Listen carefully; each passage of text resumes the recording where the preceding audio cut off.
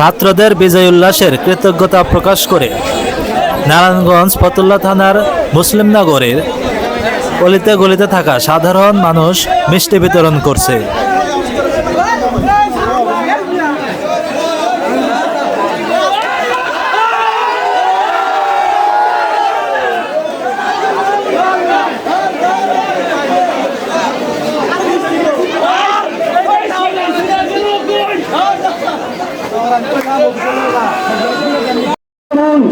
আপনারা সারা বাংলা বেড়াও দেন, কোন আওয়ামী লীগ, তৎকালীন বাল্যিক সাল্লিক কাতুলিক যেন পালাতে না পারে।